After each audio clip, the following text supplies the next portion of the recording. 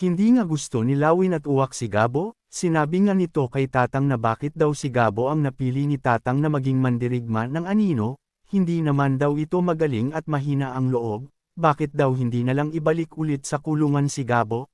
Sagot naman ni Tatang na hindi nila alam kung sino si Gabo, iabot na lang daw ni Lawin at uwak ang magiging misyon ni Gabo at papayag ito. Umalis nga si Gabo at sinabi nito kay Tatang na pag-iisipan niya kung papayag siya sa pinagagawa nito. Sa likod naman ay sinugod ni reporter Salvador sina Colonel Domingo. Galit na sigaw ni Salvador na police brutality ang ginawa nila sa mga tao sa ginintoang lupa.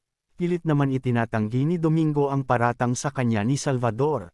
Hindi nga mapapalampas ni reporter Salvador ang ginawa ng mga pulis sa bayan ng ginintoang lupa.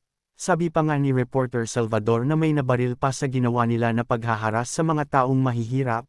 Hanggang sa in-interview ni reporter Salvador sina Aling Betche, dito nga ay umiiyak si Aling Betche at humihingi ng tulong pang pa-opera ni Mang Rudy. Si Gabo naman ay umuwi sa kanilang bahay. Sinabi nga ni Gabo na may kapalit pala ang kanyang paglaya.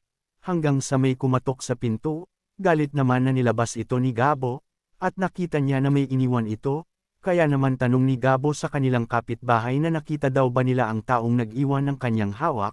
Kaya naman makikita ni Gabo na isang sindikato pala ang kanyang unang misyon, at nang buksan ni Gabo ang tablet at mapanood nito ang video ni Tatang, sinabi nga ni Tatang na mas asama ang magiging kalaban ni Gabo, kaya naman naisip ni Gabo na mabuti naman ang kanyang gagawin, at dahil na din sa nangangailangan siya ng malaking halaga pang pa-opera ni Mang Rudy, kaya naman tinatanggap na ni Gabo ang unang misyon niya sa grupo ng anino, si Victor na alias Tigre ang kanyang unang misyon.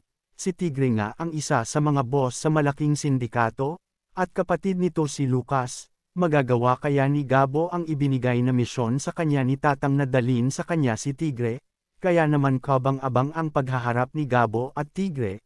Sa likod naman ay naghahanda sina Sam at kanyang mga kasamahan upang hulihin si Tigre na isang malaking isda. Hindi nga hahayaan ni Sam na pumalpak sila sa kanilang misyon, dahil doon ay magkakaharap muli sila ni Gabo sa paghabol kay Tigre.